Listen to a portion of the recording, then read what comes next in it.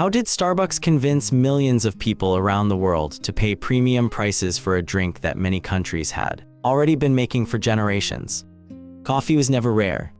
Long before Starbucks expanded internationally, Italy had espresso bars, France had cafes, Turkey had centuries-old coffee traditions, and cities across Latin America and Asia already had deeply rooted ways of preparing and drinking it. So the company was not introducing the world to coffee. It was entering markets where coffee already had history, meaning, and local competition. The common explanation is simple.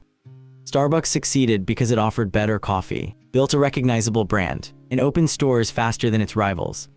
Those factors mattered, but they do not fully explain what happened.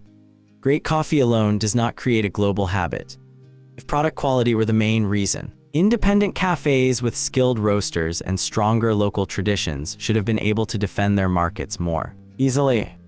And if scale were the answer, any large restaurant company could have copied the format by selling similar drinks in similar locations. Yet Starbucks became something different. For many customers, visiting Starbucks was not only a purchase. It became a predictable part of the day. People went there before work, between meetings, after school, while traveling, or simply because they needed somewhere to sit. A customer could enter a store in a familiar neighborhood or in a foreign city and understand almost immediately how the experience worked. The menu might change. The architecture might reflect the local market. The customers might speak a different language. But the basic ritual remained recognizable. This was not how Starbucks began. The original company, founded in Seattle in 1971, focused on selling roasted coffee beans and equipment. The transformation came later, after Howard Schultz visited Milan in 1983. What caught his attention was not only the espresso. It was the role of the coffee bar itself. In Italy, the cafe was woven into everyday social life. It was a place where the drink, the person serving it, and the surrounding atmosphere formed one experience. Schultz saw a business built not simply around what customers consumed, but around how they consumed it. That observation created a much larger opportunity. Starbucks could have remained a retailer of coffee products. Instead, it began experimenting with the idea that a coffee company might also design a social environment. But that raised a difficult question. A local cafe can feel personal because it belongs to one neighborhood. Its identity may come from the owner, the regular customers, and the culture around it. How could a corporation reproduce that feeling across thousands of locations without turning every store into a generic retail box? And even if Starbucks could standardize the experience, why would customers in very different cultures adopt it? The answer cannot be found only in the beans, the recipes, or the logo. To understand why Starbucks expanded so successfully, we have to look beyond the product on the counter and examine what the company was actually teaching customers to do. Inside the store, the company that emerged from this transformation was not trying to recreate the Italian espresso bar exactly as it existed. Instead, Starbucks adapted the underlying idea to a completely different lifestyle. In many American cities during the 1980s and 1990s, daily routines revolved around commuting office work, suburban living, and increasingly fragmented schedules. The traditional neighborhood cafe played a much smaller role than it did in parts of Europe. That created an opportunity to build a place that served multiple purposes at once. A customer could stop for breakfast before work. Another could spend an hour reading. Someone else could hold an informal business meeting. Students could study. Travelers could rest between appointments. Rather than designing stores around the speed of a transaction, Starbucks designed them around the possibility of staying. Howard Schultz later described this vision as creating a third place, a space separate from both home and work where people could gather, relax, or simply spend time without feeling pressured to leave immediately. That philosophy influenced far more than interior decoration. It shaped how stores were planned, how employees interacted with customers, and even how beverages were presented. The menu became highly customizable, allowing customers to build drinks around personal preferences rather than fixed recipes. Writing names on cups turned a standardized ordering process into something that felt slightly more personal. Comfortable seating, carefully selected music lighting, and store layouts encouraged customers to view the visit as more than a quick purchase. Each individual decision might appear small. Together, they created a consistent pattern of behavior.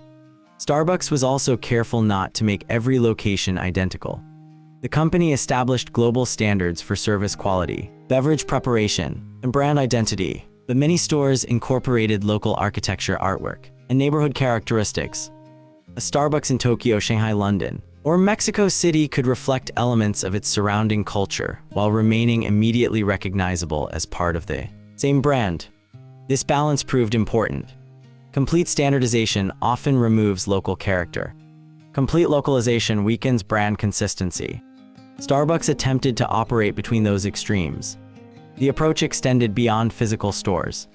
As the company expanded, it invested heavily in training programs so that customers could expect similar service regardless of location. Later, digital tools such as mobile ordering, loyalty programs, and personalized rewards connected visits across different stores into one continuous relationship with the brand. These decisions were not isolated marketing tactics. They formed a single operating system for customer experience. Every interaction, from entering the store to receiving a drink, reinforced familiar expectations. The customer did not need to learn how Starbucks worked every time they visited another city or another country. That consistency became increasingly valuable as international travel, urbanization, and mobile work expanded around the world. Someone arriving in an unfamiliar place often knew exactly what to expect before walking through the door. However, creating familiarity still does not explain why people accepted paying prices that were often significantly higher than local alternatives. A beautifully designed store can attract attention. Friendly service can encourage repeat visits. But neither automatically justifies premium pricing over time. To understand that, we need to examine the moment when Starbucks stopped treating its stores merely as locations that sold coffee and began turning the entire customer experience into something that could generate economic value of its own. The real breakthrough came when Starbucks stopped thinking about consistency as a quality control problem and started treating it as the foundation of its business model. Most restaurant chains standardize products. Starbucks standardized expectations. That difference changed everything. Consider what happens when a customer walks into an unfamiliar Starbucks anywhere in the world. They already know roughly how to order. They understand the menu structure. They expect a familiar interaction with the barista. They recognize the layout, the pace of service, and even the atmosphere before receiving the drink. That familiarity reduces uncertainty. In consumer behavior, reducing uncertainty has measurable value. Customers often prefer options that require less cognitive effort because predictable experiences lower perceived risk. Starbucks transformed that psychological principle into an operational advantage. The company achieved this through thousands of small decisions working together. Store design followed clear guidelines while allowing local interpretation. Employee training emphasized not only beverage preparation, but also customer interaction.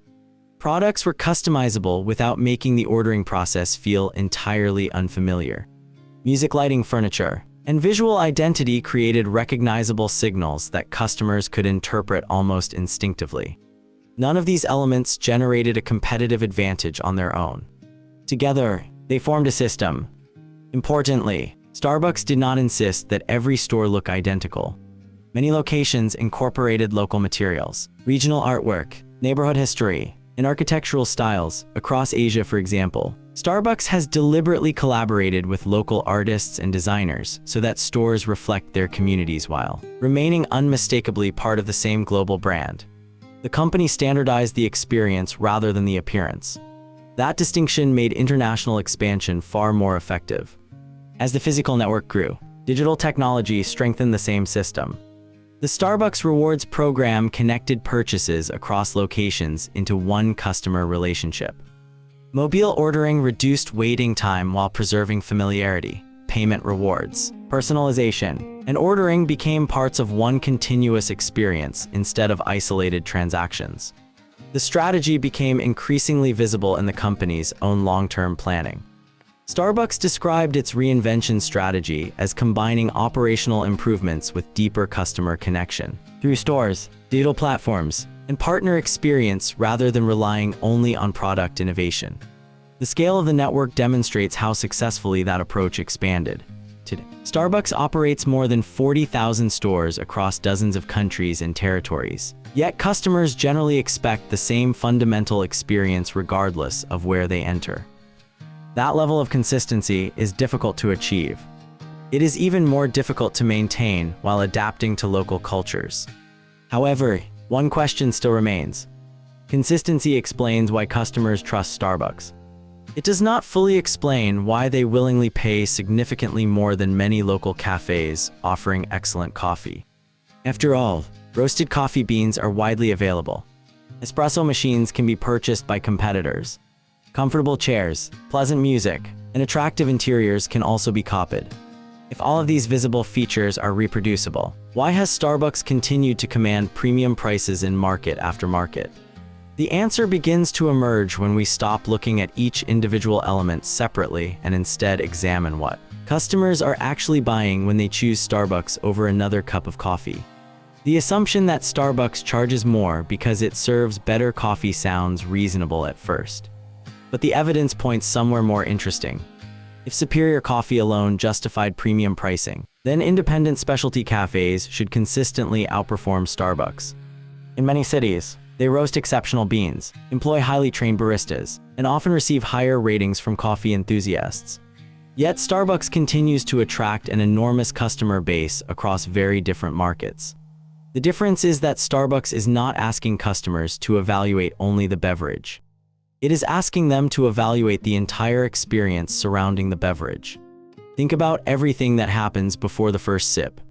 The customer already knows where to stand, how to order, how long the wait will probably be, how the drink can be customized, where to sit, what kind of atmosphere to expect, and even how long they're likely to stay. That familiarity has economic value. It reduces decision-making effort. It lowers uncertainty.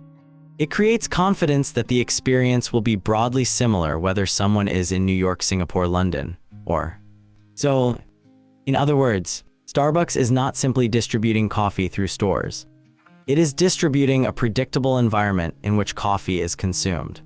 That distinction explains why so many of the company's investments have focused on elements that seem unrelated to the drink itself. Store layouts, lighting, music, furniture, employee interaction, digital ordering, loyalty programs, local architectural adaptation, community-oriented store concepts. Viewed separately, each investment appears secondary. Viewed together, they form a system that shapes customer behavior. This perspective also explains why Starbucks has repeatedly described its stores as places for connection rather than merely points of sale. In recent years, the company has continued investing in community stores and has publicly reaffirmed its ambition to strengthen the role of its cafes as gathering places within local neighborhoods. The store is not simply where revenue happens. It is where the brand becomes tangible. This way of thinking also helps explain something that puzzled many observers when Starbucks experienced slowing sales during fiscal year 2024. If coffee quality alone determined customer demand, improving beverages should have been the obvious response. Instead, leadership repeatedly emphasized restoring the coffeehouse experience, reducing operational friction, improving service speed without sacrificing human interaction, and reconnecting stores with their original purpose. That response only makes sense if management believes the environment itself is part of what customers purchase. None of this means the coffee no longer matters. Without consistent beverages, customers would quickly lose trust. Product quality remains essential, but it functions as the foundation, not the entire value proposition. A reliable drink allows customers to return. A reliable experience gives them a reason to choose Starbucks over countless alternatives that can produce similar coffee. The company succeeded internationally because it exported a recognizable pattern of consumption rather than attempting to export a single taste. Different countries retain their own coffee traditions. Different cities preserve their own cafe cultures. Starbucks did not replace those traditions everywhere. Instead, it offered a new kind of environment that could exist alongside them, giving customers a familiar place regardless of local differences. Once viewed from that perspective, the premium price attached to a Starbucks purchase begins to look less like payment for roasted beans and more like payment for access to an experience that feels dependable, personal, and socially meaningful every time someone walks through the door.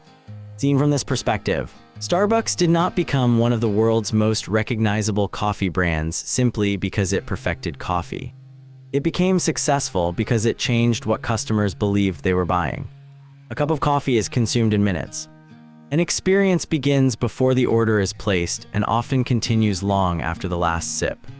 That is why so many of Starbucks' competitive advantages become easier to understand when viewed together rather than separately. The beverage creates credibility. The service creates familiarity. The environment creates comfort. The brand creates trust. And the combination creates a reason to return. This also explains why Starbucks has been able to maintain premium pricing in markets where excellent coffee is widely available. Customers are not comparing only the cost of milk espresso or roasted beans. They are comparing the complete experience of spending time in that environment. For someone looking for a reliable place to work between meetings, meet a friend, prepare for an interview, or simply enjoy a predictable moment during a busy day, the value calculation extends far beyond the ingredients inside the cup. The premium is attached to the entire setting. That setting is remarkably difficult to reproduce. Competitors can purchase similar espresso machines. They can source comparable coffee beans. They can imitate furniture lighting or menu design. What is much harder to replicate is the accumulated trust created by thousands of consistent interactions across thousands of locations over many years. Every successful visit reinforces expectations for the next one. Every familiar experience strengthens the relationship between the customer and the brand. That relationship becomes an economic asset in itself. This is why Starbucks was able to carry the same fundamental concept into countries with long-established coffee traditions without requiring customers to abandon those traditions. The company did not ask people to stop drinking local coffee. Instead, it introduced another context in which coffee could be enjoyed. Its stores became recognizable destinations for routines that extended beyond drinking coffee alone. Work, conversation, study, waiting, rest, travel, connection. The beverage remained essential, but it became part of a larger system that customers willingly entered again and again. Perhaps that is the most important way to understand Starbucks' global expansion. The company did not export American coffee culture in the traditional sense. It exported a carefully designed pattern of human behavior. Wherever customers encountered the brand, they knew they would find a familiar way to order, a familiar level of service, and a familiar environment in which to spend time. That consistency transformed experience into something that could be scaled across continents without becoming completely detached from local culture. In the end, Starbucks demonstrates that the most valuable part of a product is not always the product itself. Sometimes the greatest source of value is the environment that gives the product meaning. When customers willingly pay more, they may not be paying for what they carry out of the store. They may be paying for how they expect to feel from the moment they walk in until the moment they leave. And once a company learns how to design that experience consistently, it is no longer selling only a product. It is shaping the conditions under which people choose to use that product in the first place.